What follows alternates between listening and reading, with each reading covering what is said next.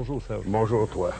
Alors, journaliste international, je vous présente parce qu'il y a peut-être des gens qui vous ont pas vu il y a 2 semaines. Toujours. Il y a des gens qui disent, écoutez, c'est pas une société dangereuse, ils ont même des œuvres de bienfaisance, c'est des groupes de rencontres, ils échangent des idées, des choses comme ça. Ça, c'est la façade. La façade sociale, la façade humaine présentée par la franc-maçonnerie.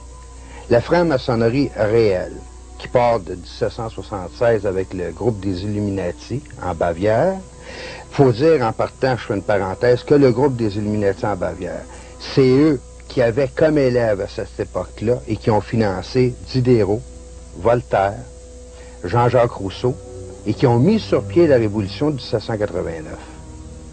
La Révolution française. La Révolution Qui française. avait pour devise liberté, égalité, fraternité. Oui, mais les mots liberté, égalité, fraternité ont été d'abord pensés dans les loges maçonniques. Exact. Ils ne sont pas sortis comme ça du jour au lendemain de quelques individus. Et la Charte des droits de l'homme qu'on retrouve à l'heure actuelle sur la planète et qu'on retrouve aussi au niveau des Nations Unies est une charte qui a été pensée par les francs-maçons dans les loges maçonniques au 19e siècle.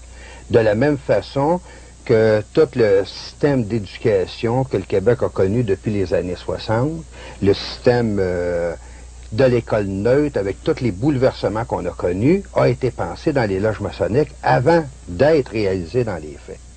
La franc-maçonnerie a une influence. Les loges, en particulier aux droits humains, mais ça arrive également au Grand Orient, ont un sujet de société par an.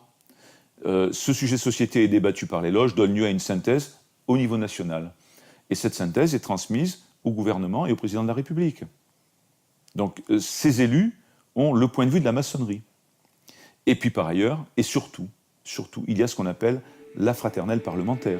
Si on le regarde en profondeur, la réussite est totale à l'heure actuelle, surtout lorsqu'on lit le volume, le corps mystique de l'Antéchrist, avec les plans qui avaient été pensés en 1860 et 1895 à ce niveau-là. D'ailleurs, tout le mouvement, j'ai absolument rien par rapport au mouvement de libération de la femme est égale de l'homme, ça, il n'y a pas de problème là-dessus, sur le plan humain, on le sait.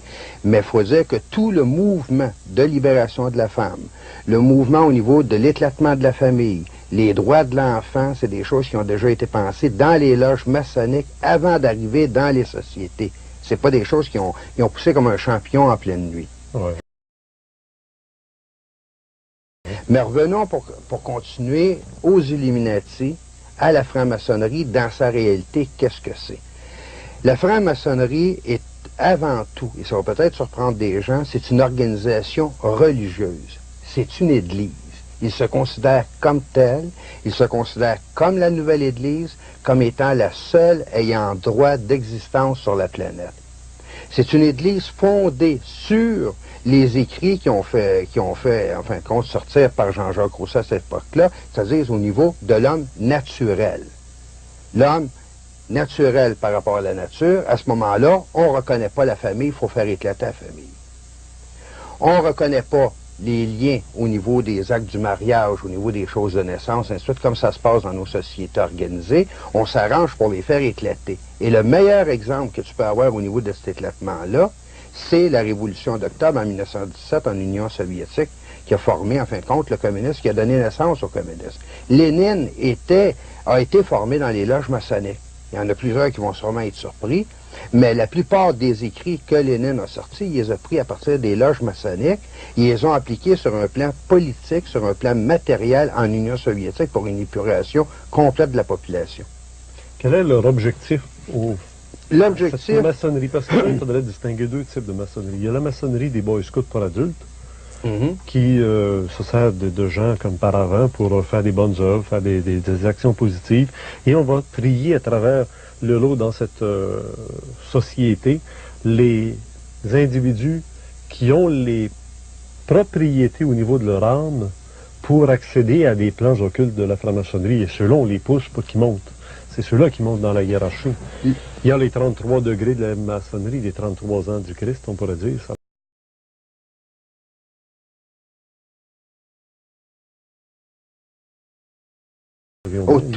Tout à l'intérieur de la franc-maçonnerie procède d'une inversion des valeurs chrétiennes, au départ. C'est anti-chrétien. Anti-chrétien jusqu'au bout, si on prend les documents de 1940. Ouais. À l'exception du président Adams aux États-Unis, tous les présidents avaient et appartenaient à la franc-maçonnerie.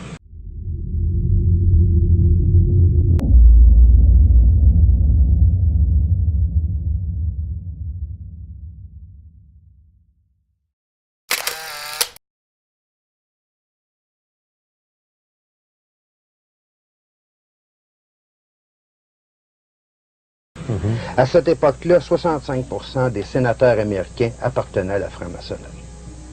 Ils sont obligés d'y appartenir, sinon ils ne passent pas. Si l'on croit, comme c'est mon cas, dans la République, à un moment, il faut passer par la franc-maçonnerie. Les pères de la Constitution américaine, Jefferson, Benjamin Franklin, ils étaient tous des francs-maçons. Ils étaient tous des francs-maçons, ils étaient reliés avec les groupes comme Lafayette, Voltaire qui rencontrait en France, ainsi de suite. C'était une continuité des loges françaises en Amérique. Plutôt que de penser qu'ils veulent le mal de l'humanité, est-ce qu'on ne peut pas penser qu'en toute bonne volonté, ils veulent le bien? Puis quand vous dites une épuration de la population, ça serait le genre de ce qui se passe en Yougoslavie, une épuration raciale, religieuse, spirituelle, pour que finalement ne règne sur la terre que ceux dans la race humaine qui méritent de régner, et que les autres soient utilisés comme des esclaves, comme le voulait Adolf Hitler. Les nazis, puis à part des nazis, c'était le petit peuple. Tu vois, pour répondre à ta question là-dessus, la révolution russe, le communisme comme tel, et l'application matérielle et politique. Une tentative, en fin de compte, un essai qu'ils ont fait au niveau de toute une nation. Pour Hitler, c'est une tentative au niveau spirituel. Et ce que je m'explique à l'intérieur de ça, c'est que Hitler était considéré non seulement comme un sauveur, c'était plus qu'un homme politique pour le peuple allemand, il était une réincarnation au niveau des anciens dieux allemands, et beaucoup plus que ça, il était l'individu qui avait été choisi par Dieu pour redonner au peuple allemand ce qui lui revenait de droit en fin de compte. Et c'était en diminutif ce qu'ils veulent établir au niveau d'un gouvernement mondial avec l'Antéchrist au pouvoir. D'ailleurs, le gouvernement mondial, ce serait, si on veut, la suite logique là, de cette domination. C'est une suite après logique, Hitler, effectivement. Le Troisième Reich est disparu, on est sous maintenant le Quatrième Reich. À l'heure actuelle, on pourrait dire ça. Et je peux vous dire une troisième chose. On ira ensemble vers ce nouvel ordre mondial. Et personne, je dis bien, personne ne pourra s'y opposer.